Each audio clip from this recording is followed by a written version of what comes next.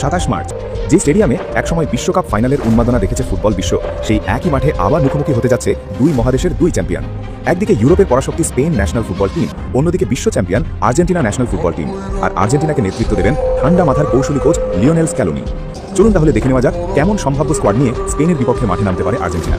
গোলপোস্টের নিচে কি থাকবেন বাস পাখি এমিলিয়ানো মার্টিনেজ? বর্তমানে অ্যাস্টন ভিলাতে দারুণ ফর্মে আছেন তিনি। স্পেনের দ্রুত আক্রমণ ঠেকাতে তার রিফ্লেক্স আর মানসিক দৃঢ়তা হবে আর্জেন্টিনার প্রথম শক্তি। সেন্টার ব্যাকের সম্ভাব্য জুটি ক্রিস্টিয়ানো রোমেরো ও লিসান্দ্রো মার্টিনেজ।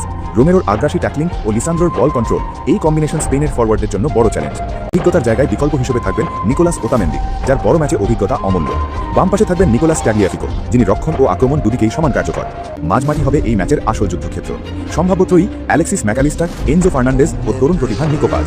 ম্যাকালিস্টার বর্তমানে লিভারপুলে দুর্দান্ত ছন্দে আছেন, বল কন্ট্রোল, পাসিং, দূরপাল্লার শট সবকিছুতেই কার্যকর।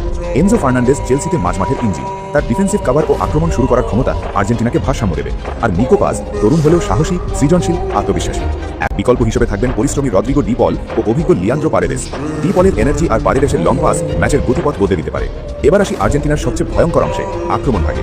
এক পাশে ফুটবলের জাদুকর লিওনেল মেসি, বয়স বাড়লেও তার পাস, ড্রিবল, ফিনিশিং সবই এখনো বিশ্বমানের। অন্য পাশে দ্রুতগতির থিয়াগো আলমাদা, যিনি জায়গা তৈরি করতে ও ডিফেন্স ভাঙতে পারদর্শী। মাঝখানে থাকবেন গতিময় ও পরিশ্রমী জুলিয়ান আলভারেজ। বিকল্প হিসেবে আছেন ভয়ঙ্কর গোল স্কোরার লাউতারো মার্টিনেজ। এই আক্রমণ ভাগকে আটকানো কি সহজ হবে? স্পেনের ডিফেন্ডারদের জন্য এটা হতে পারে এক দুঃস্বপ্নের রাত। তবে মনে রাখতে হবে, স্পেন ন্যাশনাল ফুটবল টিম বর্তমানে বিশ্বের হট ফেভারিটদের একটি। তাদের বল দখল, পাসিং নেটওয়ার্ক আর তরুণ প্রতিভারা ম্যাচের গতি নিজেদের নিয়ন্ত্রণে নিতে পারে। তাই এটা আর্জেন্টিনার সেরা সম্ভাব্য স্কোয়াড। এই দলকে আটকানো সহজ হবে না, কিন্তু ফুটবল অনিশ্চয়তার খেলা।